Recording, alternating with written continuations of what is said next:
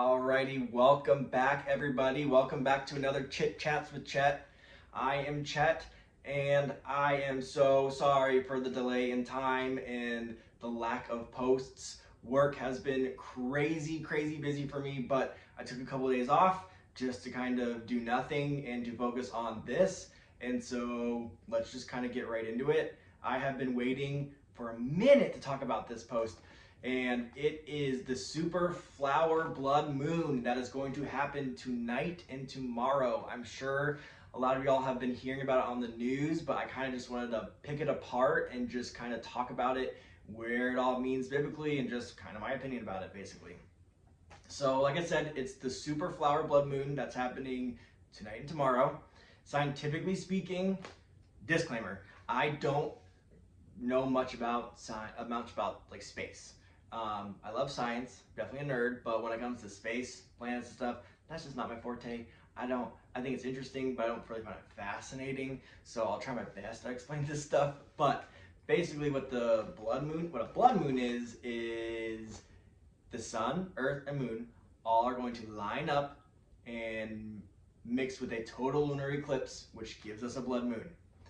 The other rarity about this is that it'll be seen like across the globe at some point in time. The conditions in the atmosphere give the moon a red tint rather than black when it moves into Earth's shadow. That's basically what it is, scientifically speaking, in a nutshell. These blood moons are part of 4 tetrads, I believe I'm saying that correctly. 4 like stages or phases of, I don't freaking know. Blood moons are rare. They're not like super rare. They've happened in the past before, they'll happen again. But they're rare in the sense of it takes a long time for them to get them around here, and when it does happen, it happens in these 4 tetrad things. When I did my research, these 4 tetrads, every time there's been a blood moon, there's been some link with like a Jewish issue, whether it's the state of Israel is coming under attack, or some sort of Jewish custom going on, or religion type thing, just something involved with Judaism. And holy freaking crap, look what's happening today when Israel's under attack right now. There is this blood moon going on, and so it is just another sign of the times that there is stuff going on that is bigger than what we even realize. So biblically speaking, where you find this in the Bible is there are 3 scriptures linked with the blood moon, and they're found in Joel, Acts, and Revelation.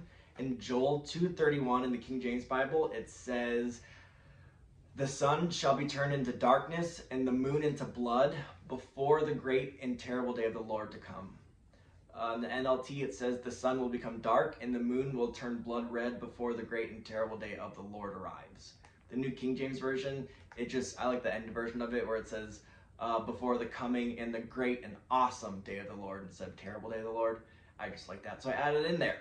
But in Acts 2:20 in the King James Version, it says, "The sun shall be turned into darkness and the moon into blood before that great and notable day of the Lord come." Revelation 6:12 in the King James Version says, "And I beheld when he opened the 6th seal, and lo, there was a great earthquake, and the sun became black as sackcloth of hair, and the moon became as blood." The NIV version I liked because it says this: "I watched as he opened the 6th seal. There was a great earthquake. The sun turned black like sackcloth made of goat hair, and the whole moon turned blood red." I like the fact that the NIV put goat hair, because who's known as goat? Beelzebub. And that could actually be a whole other post about why goat, greatest of all time, has been such a common vernacular this past couple of years. I believe it is to pay homage to Satan. So in my honest opinion about this specifically going on, what does this mean?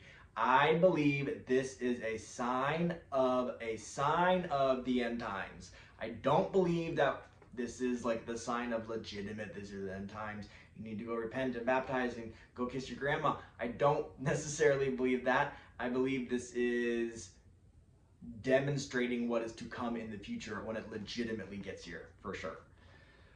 I believe this will occur again, like I said. I think this is going to be for the real thing in the future. This is probably what it's going to look like to some degree. I think this right now is just paving the way to trick us and to confuse us for the Antichrist when he actually shows up. politically speaking, I think this is the Biden administration's way of making the first plans or first steps for the New World Order. So I believe it's going, because I went to a witch's website to like see the inside scoop of blood sacrifice or blood moon rituals and sacrifices and stuff. Well, this one witch, I guess, was saying that a blood moon signifies the death of one cycle and the birth of a new cycle. So I think this is President Biden's way. I think that's him, to be honest. I think it's him getting rid of the old ways and paving ways for the new cycle that's going to occur.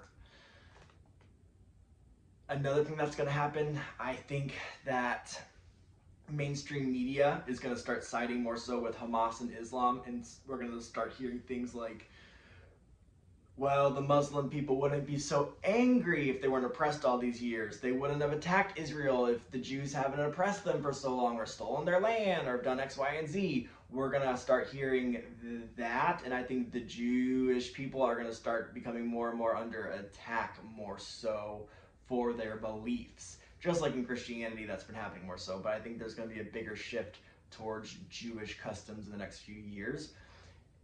I believe this because that's also another play for the Antichrist, because the Antichrist has to come in and save the day, because in Daniel 9:27, it basically says that there's a 7-year covenant of peace that the Antichrist has to make with the state of Israel, and then he's gonna blow that crap up and not stick with his 7-year covenant anymore and wreak havoc on the state of Israel and the rest of the world. So I believe right now is just paving a way for the Antichrist to make his debut. I think everything going on basically right now is to pave the way for the Antichrist to get here. Because how the heck is the Antichrist gonna show up? He's not just gonna show up and people are gonna be like, that's cool. Like, no, it's gonna be like this big thing where it's most likely gonna be flying around in the sky and a lot of people are gonna believe him. So I don't wanna be one of those people, and this is what this is all about. So what can we do about it as a Christian is, applicably, tonight, pray for the victims that are going to be seriously sacrificed, like brutally sacrificed. I haven't found anything specifically on May 26th, but other days, on other dates, Satanism, pagan holidays, they require certain types of rituals or sacrifices to be made. Sacrifices meaning it could be like a sexual sacrifice or like a murderous sacrifice or animal sacrifice. It doesn't, just some sort of like something. I haven't found anything specifically linking to May 26th. I know there is stuff, but I didn't really dive into that too specifically. I did find blood moon ritual stuff, and it is a big thing where apparently on their belief system, this one witch was saying that on blood moon rituals, it's one of the closest times for the spiritual world to like touch our world in a sense. The closest time that veil of darkness is like put down is Halloween, and this is the last blood moon before Halloween comes around, so it's going to be a big one. There's definitely going to be people that are going to be murdered tonight. There's definitely going to be people that are going to be tortured tonight, all in the name of Satan. So that's what you can do is pray for those people, pray for those families. Seriously, like, there are legitimately going to be people that are murdered and tortured. There's legitimately going to be political figures and leaders that are going to, and celebrities that will take place in this. They will literally be part of a ritual where someone is being tortured or murdered, and then they're going to go on stage in the next couple of days and pretend that they're good people. It's just bonkers. And then for yourself, pray specifically against demonic demons of witchcraft and stress. I think what happens, I think we're all in a state of stress.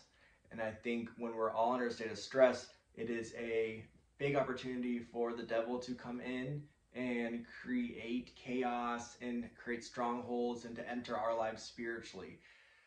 We all kind of know that, but I think what God's been showing to me is that this state of stress specifically and what's going on is very witchcraft related, where it's like there's stress from the media, and the media over our minds is witchcraft.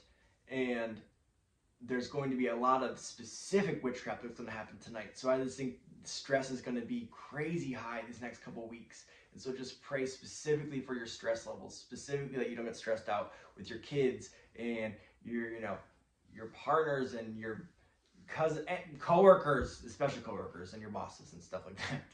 But I would mind your stress this week. Pray for a spirit of protection over you and your loved ones, and protect yourself, because how are you going to protect and love your people in your life if you're not doing it for yourself? And just pray that the church wakes up. It's time for people to wake up, because like I said, the Antichrist isn't just gonna just boop, I'm here. It's gonna be a show. The whole idea is to mimic that of Jesus. So if we as Christians believe that when Jesus returns, it's gonna be this great, awesome trumpet blast of a sound thing, which it will be, the Antichrist is gonna show up before that and in the same fashion to some degree. So pray that people just wake up, because people need help. People are dumb, but people just need to wake up, basically. Anyways, I hope that you guys have a good rest of the week. I hope that you are stress-free, and I hope that you find peace throughout your week. Seriously, don't forget to subscribe.